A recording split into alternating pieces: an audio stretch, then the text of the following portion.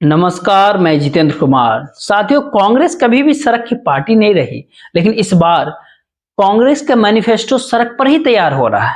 और भारतीय जनता पार्टी कभी बंद कमरों की पार्टी नहीं रही, लेकिन इस बार बंद कमरों के भीतर ही अपने जीत के नारे भारतीय जनता पार्टी लगा रही है और तमाम उनके कार्यकर्ता और उनके सांसद तालियां बजा रहे हैं। राजनीतिक तौर पर जब सड़क की राजनीति संसद को डिगाने निकलती है, तो अक्सर संसद के भीतर बैठे हुए नेताओं के सामने मुश्किल हालात हो जाती है। और शायद यही वह कारण है कि जिस कारण से प्रधानमंत्री नरेंद्र मोदी जी को राष्ट्रपति के अभिभाषण के ऊपर अपनी बात रखते हुए ये बात बोलना पड़ गया कि इस बार भारतीय जनता पार्टी 400 पार। और ये बात सुनते ही ताली की गड़गड़ाहट से पूरे पार्लियामेंट के सेंट्रल हॉल के भीतर शोर मचने लगा। लेकिन वहीं दूसरी ओर सड़क के ऊपर जो संवाद राहुल गांधी देश के आम जनता से बना रहे हैं, गरीबों से बना रहे हैं, महिलाओं से बना रहे हैं, कर्मचारियों से बना रहे हैं, आदिवासियों से बना रहे हैं, श्रमिकों से बना रहे हैं, नौजवान युवाओं से बना रहे हैं, उसका पाठ एक ही होता है कि वो कौन सी दिक्कतें हैं, कौन सी परेशानी है जो दिल्ली से निकलती है और छोटे और दुरुस्त इलाकों में लोगों के भीतर इस बात को भर देती है कि उनकी जमीन कौन छीन ले जाता है, उनके रोजगार को कौन हड़प लेता है। इस भारत देश के भीतर उन्हीं का पैसा जो बैंकों के भीतर रखा हुआ है, उसको क्यों लुटा दिया जाता है। इस भारत देश के भीतर सालों साल की मेहनत के साथ, इस भारत देश की कमाई और पसीने के साथ जो कुछ भी पब्लिक सेक्टर खड़ा कर दिया गया, उसको कौड़ियों का मोल क्यों सरकार अपने दोस्तों के भीतर बांट रही है। अब सियासी तौर पर यही हुआ मैनिफेस्टो जो है, बहुत धीरे धीरे ही सही, लेकिन भारत जोड़ो न्याय यात्रा के साथ राहुल गांधी उस मैनिफेस्टो को तैयार कर रहे हैं, जिसको लेकर के दिल्ली के भीतर बैठी हुई मैनिफेस्टो टीम जो होती है, वो अपने तौर पर इस बात को समझ तो रही है, लेकिन अब तक उसके भीतर जो है वो सड़क की खुशबू पहुंची ही नहीं है।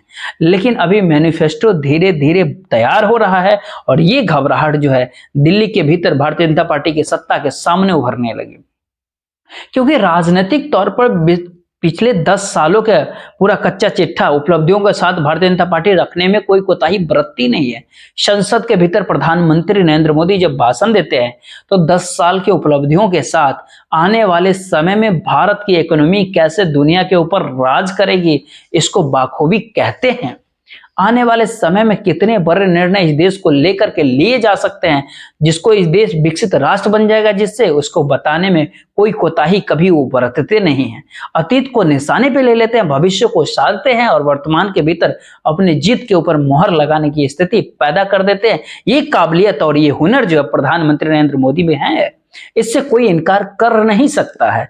लेकिन वहीं दूसरी ओर सड़क की राजनीति की काबिलियत और हुनर जिस तेजी से कांग्रेस पार्टी के भीतर समाने लगा, उसकी घबराहट दिल्ली के भीतर बैठी हुई भारतीय जनता पार्टी सत्ता को होने लगी है।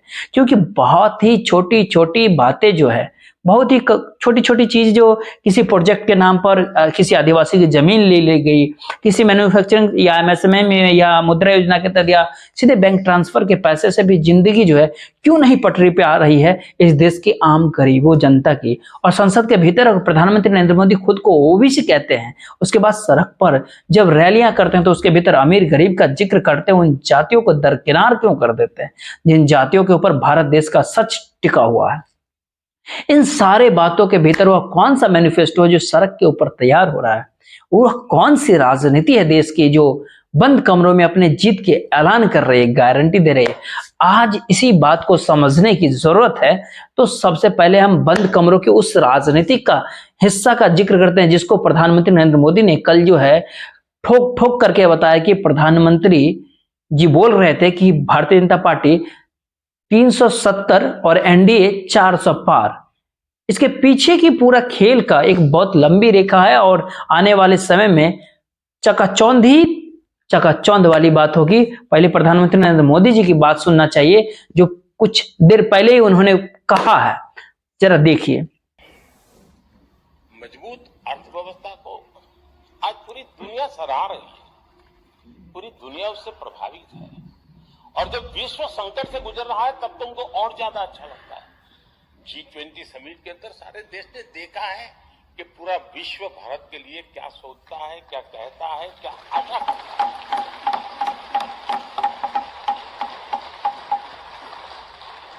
और इन सारे 10 साल के कार्यकाल के अनुभव के आधार पर आज की मजबूत अर्थव्यवस्था को देखते हुए जिस तेज गति से भारत विकास कर रहा है, उसकी बारीकियों को जानते हुए मैं विश्वास से कहता हूं, और इसीलिए मैंने कहा है कि हमारे तीसरे टर्म में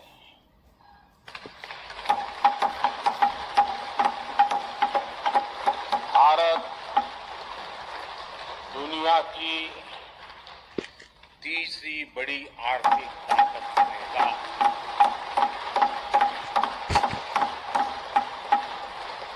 और ये मोदी की गारंटी है।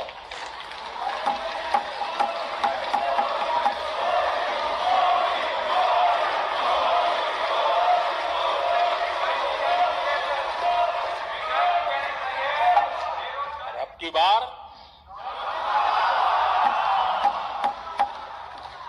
पूरा देश कह रहा है, अब की बार खड़गे जी भी कह रहे हैं। लेकिन अध्यक्ष जी, मैं आमतौर पर ये आंकड़े के चक्कर में नहीं पड़ता, लेकिन मैं देख रहा हूं देश का मिजाज।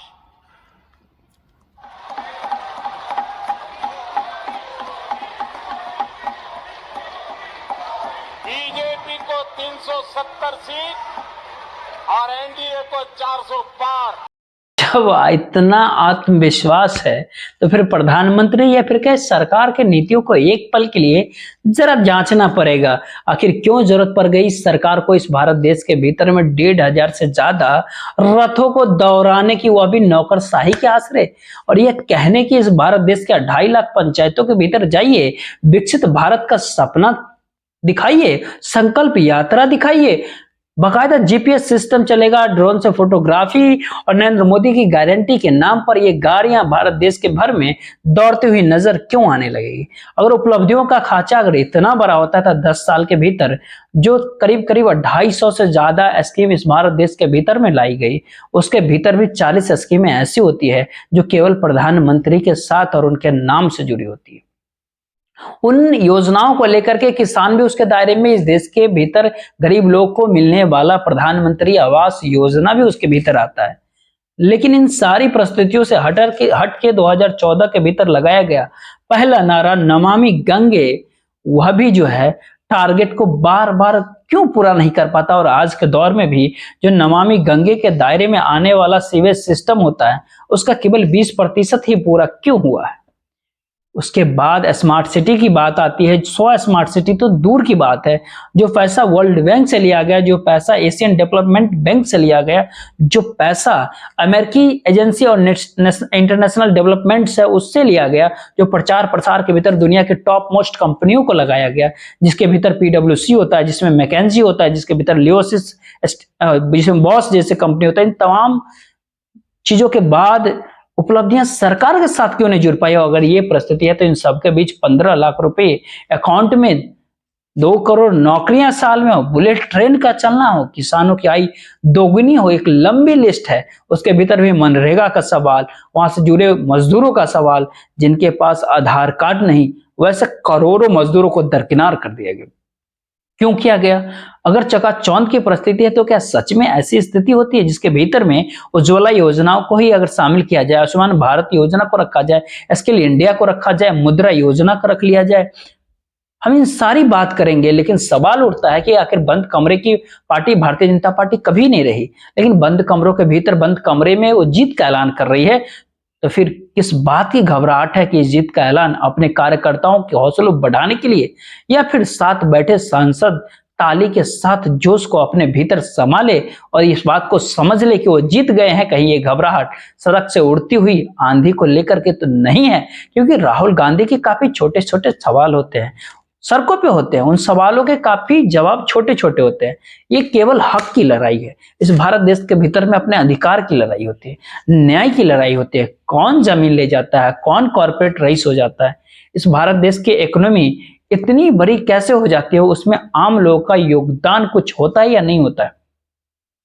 सामाजिक क्षेत्र हो, आर्थिक क्षेत्र हो, कोई भी क्षेत्र हो, किसी भी क्षेत्र की कोई भी परिस्थिति, खास तौर पर अगर वह उस नॉर्थ ईस्ट से निकलकर अगर झारखंड के इलाके में है जहां से सबसे ज्यादा गरीबी है, वहां पर कोयला ढोने वाला चाहे मजदूर हो या फिर मजदूरी करने वाले उन सारे लोगों की लंबी लिस्ट हो जो इस देश के भीतर पीएसयू में काम कर रहे थे, लेकिन वहां पर भी उन्हें वेतन तक नहीं मिल पा रहा था। और ये स्थिति देश के सबसे पुराने और बड़े जो एचईसी के होता है, जो रांची के भीतर होता है, करीब 2.5-3 महीने से वेतन नहीं मिला।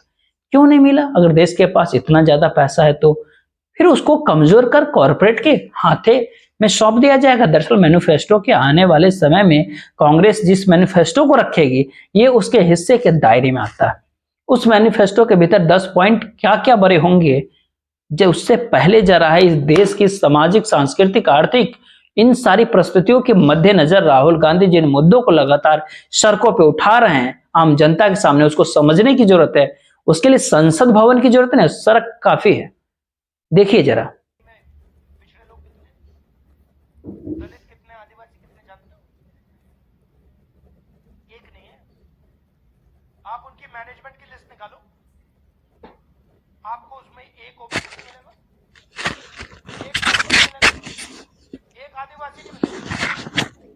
जमीन आपकी जा रही है, जीएसटी आपका जा रहा है।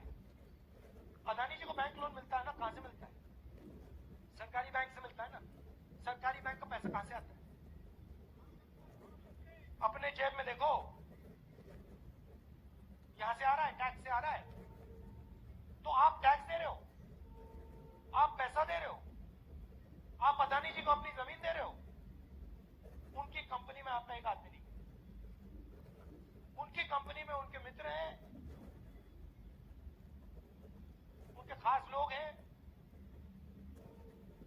और आप बेरोजगारी और भूख के रास्ते पे चलते जा रहे हो।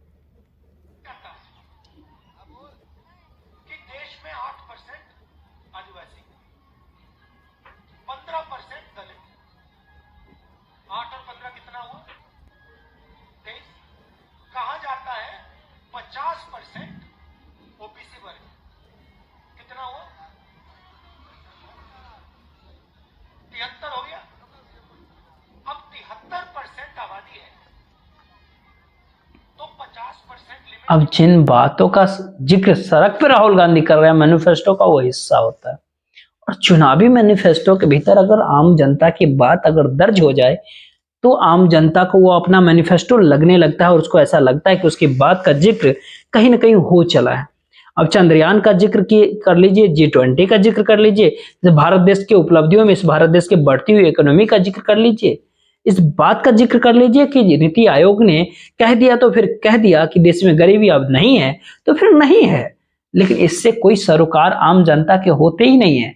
और ऐसा नहीं है कि इसकी जानकारी जो है या यह ज्ञान जो है दिल्ली के भीतर बैठे हुए नरेंद्र मोदी जी और शाह को नहीं होगा, बिल्कुल होगा। सियासी तौर पर भी है और सामाजिक तौर पर भी है। लेकिन कभी ये सोचा नहीं था भारतीय जनता पार्टी ने कि राजनीतिक तौर पर कांग्रेस सड़क से अपने मैनिफेस्टो को ऐलान कर देगी, क्योंकि इस मैनिफेस्टो के दायरे में सबसे बड़ी बात जो है जाति की जनगणना होती है और खास तौर पर ओबीसी समुदाय को अपने साथ समेटने की होती है। वही ओबीसी जिसके भीतर सबसे बड़े ओबीसी होने का जिक्र प्रधानमंत्री नरेंद्र मोदी खुद को लेकर के करते हैं और अगले ही पल वो कहते हैं इस भारत देश के भीतर गरीबी ही सबसे बड़ी जाति है। तो अगला हिस्सा गरीबी के दायरे में इस मैनिफेस्टो से जाके जुड़ जाता है, क्योंकि अगर इस भारत देश में सुविधा के साथ आरक्षण का जिक्र है होना अगर जरूरी हो तो फिर जिस प्रकार से राहुल गांधी अब खुले तौर पे कह रहे हैं सड़क पे कि 50% आरक्षण की सीमा टूटेगी तो ये मैनिफेस्टो का हिस्सा होगा। अगर जाति जनगणना के भीतर का मैनिफेस्टो का हिस्सा ओबीसी की जनगणना के बाद आरक्षण 50% से ज्यादा होगा, यह भी मैनिफेस्टो का ही हिस्सा। इस भारत देश में किसी की जमीन ले ली जाएगी, उसको मुआवजे के तौर पर कितनी रकम दी जाए और उसको रोजगार दिया जाए, यह भी मैनिफेस्टो का हिस्सा। यानी किसी भी पीएसयू को बेचने नहीं दिया जाएगा और जो पीएसयू बेचे गए हैं उन पीएसयू की वापसी कैसे हो, यह भी मैनिफेस्टो का हिस्सा। यानी इस भारत देश में जो आदिवासी समाज है उनकी जो जमीन के ऊपर कब्जा कर लिया गया अलग अलग योजनाओं के नाम पर अगर उसको अगर वहां कुछ भी नहीं होता, फिर वो जमीन वापस लौटाई जाएगी, यह भी मैनिफेस्टो का हिस्सा होता है। इस भारत देश के भीतर में जो रोजगार का जिक्र इस दौर में सरकार यह बोलते हुए कहती है कि हमने मुद्रा योजना के तहत 23 लाख करोड़ रुपया तो बांट दिए हैं, उसके जरिए अब जो है करीब करीब इस देश के 45 करोड़ लोग तो रोजगार देने की स्थिति में आ गए, क्योंकि उसने 45 करोड़ खातों के भीतर ही पैसा डाला है मुद्रा योजना का। लेकिन क्या सच में कोई आंकड़ा सरकार के पास मौजूद है जिसमें वो ये बात बता पाए कि हाँ इतना रोजगार पैदा करने वाले नए लोग पैदा देश में हो गए?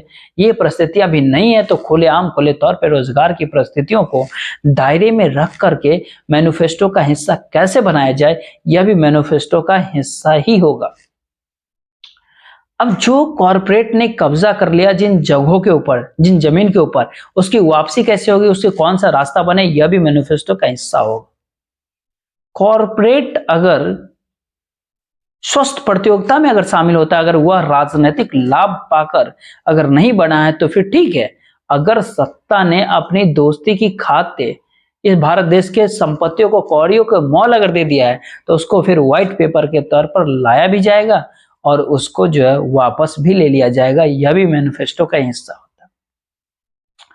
अलग अलग जाति समुदाय के विशेष, वो किसान हो सकते हैं, वो छोटे मजदूर हो सकते हैं, वो कहते हैं रेडी लगाने वाले मजदूर हो सकते हैं, महिलाएं हो सकती हैं, आदिवासी महिलाएं हो सकती है, और डिग्रीधारी नौजवान युवा हो सकते हैं, या शिक्षा न मिल पाने की वजह से जिस मुश्किल हालातों में बच्चे ही मजदूर में तब्दील हो गए, वह सारे भी हो सकते हैं। तो हर समुदाय विशेष को लेकर उनकी जरूरतों और उनकी हक और उनकी मूलभूत सुविधाओं और उनकी सामाजिक आर्थिक तौर पर उनके अधिकार का जिक्र कैसे होना चाहिए, यह भी मैनिफेस्टो का हिस्सा है। सामान्य तौर पर कोई भी राजनीतिक पॉलिटिकल पार्टी अध्ययन करता है, दस्तावेजों को टटोलता है, डाटा को देखता है, विशेषज्ञों से बातचीत करता है, मैनिफेस्टो एक विजन के साथ रखने का प्रयास करता है कि देखिए ये मैनिफेस्टो हमारा है। लेकिन शायद ये तमाम परिस्थितियां 2019 से पहले की रही होगी। 2024 के लोकसभा चुनाव में जिस रास्ते कांग्रेस निकल गई है और राहुल गांधी जिस प्रकार से सड़क की एक एक खाके छान रही है, वहां पे जो आम जनता से संवाद बना रहे हैं, उस संवाद के जरिए जो इनपुट निकल रहा है उसके भीतर एक एक करके हर किसी से संवाद बनाने की परिस्थिति, खास तौर पर जब गोड्डा वो पहुंचते हैं तो वहां पर अडानी के पावर प्लांट से जिनकी जमीन छीन ली गई, उन लोगों से बातचीत करके उनकी टीम उस मैनिफेस्टो के एक हिस्से को सामने रखती है और कहती है कि नौकरी का वादा भी आ गया लेकिन नहीं दी गई नौकरी। तो इनका क्या होगा आने वाले समय में, और इन परिस्थितियों के भीतर आने वाले समय में क्या निजीकरण के भीतर भी आरक्षण की व्यवस्था होनी चाहिए या फिर नहीं होनी चाहिए, यह भी उस दिशा में सोच को लेकर के जाती है। क्या सच में अगर सब कुछ निजी हाथों में ही सौंप देंगे तो उसके बाद आरक्षण भी मायने क्या रखेगा? ये सारे सवाल सड़क से उठता है और सड़क के सामने इसका जवाब नहीं होता है। ये जवाब दिल्ली दरबार को देना है, लेकिन दिल्ली तो बंद कमरों के भीतर है। तो इसीलिए मैनिफेस्टो का हिस्सा यह भी होता है कि जो निजीकरण इस देश के भीतर में बड़े बड़े कॉरपोरेट के जरिए हर क्षेत्र के भीतर हो रहा है, उन सारे क्षेत्रों में रोजगार किसको मिलेगा यह तय कौन करेगा?